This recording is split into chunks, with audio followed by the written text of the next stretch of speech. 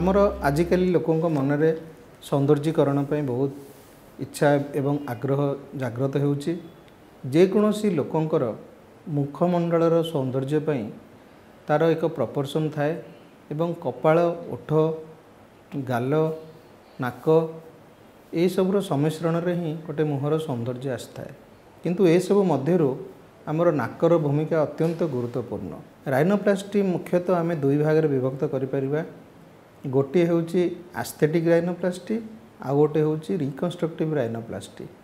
Aesthetic rhinoplasty माने जदि आमर कोनोसी कारणरू जदि लोकों को लगुची जे तांकर नाकटा चेपा अच्छी बा नाकर अग्रभाग बा आगटा बहुत बड़ अच्छी, नाकर बेस बा नाकर पुड़ा जगटा बहुत बड़ अच्छी, तार आउ कोनोसी डिजीज नाही बा तार कोनोसी रोग नाही, तार कोनोसी एक्सीडेंट हेनी, से किछि पोड़ी जाइनी, जन्मरू अलगा कौ जगह किछि असुविधा नाही, से सब समय जदि आम ऑपरेशन करिथागु ताहाकू एस्थेटिक राइनोप्लास्टी कहा जाए। यह जनरली लोक मैंने कॉस्मेटिक सर्जरी बोली कही था। द्वितीय जिनस होउची रिकन्स्ट्रक्टिव राइनोप्लास्टी। रिकन्स्ट्रक्टिव राइनोप्लास्टी माने कौन, जदि कौनसी कारणरू नाकर ऊपर चमड़ा पड़ेला किंबा तार हाड़ भांगीगला किंबा ता मध्य जो मझे एक नाजाल सेप्टम थाए सेटा भांगीगला, से समय रे मध्य नाकरे असुविधा थाए, ता द्वारा नाकटी बंका देखा जाए बा खराब देखा जाए, से सब समय जो सब सर्जरी करा जाए ताको रिकन्स्ट्रक्टिव राइनोप्लास्टी कहा जाए। राइनोप्लास्टी प्लास्टिक सर्जरी एक गुरुत्वपूर्ण अंग।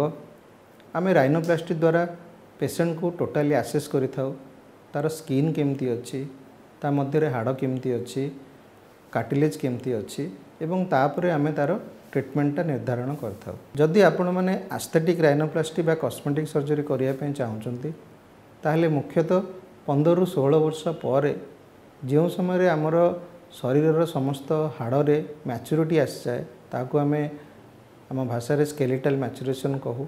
रिकन्स्ट्रक्टिव राइनोप्लास्टी क्यों समय करा जीवो, जदि आपणकर आघात लगिला बा कैंसर रे से जगार किसी पोर्शन आम काढ़िया पे बाध्य हेलु किंबा पोड़ीगला ताहले आम जेकोसी समय करा जो ऑपरेशन करा जाए ताकू रिकन्स्ट्रक्टिव राइनोप्लास्टी करा जाए। ऑपरेशन पूर्व आम एक्सरे बा सीटी स्कैन करिथाउ।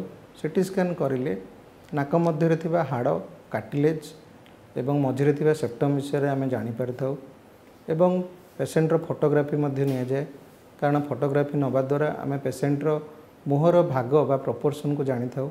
मुहर 3टी प्रपोर्शन थाए। यार अन्य एक दिग मध्य अच्छी, बहुत प्रकार पेशेंट ऑपरेशन पर सैटिस्फाई न थांती, तेणु पूर्व एवं पर फोटो रखिले से मध्य आशा एवं कॉन्फिडेंस लगे जे ऑपरेशन द्वारा किसी इम्प्रूवमेंट होई। 3टी कारणरू आम एक्सरे सीटी स्कैन एवं क्लिनिकल फोटोग्राफी करता। सेमिति किसी प्लास्टिक लगा जाए ना।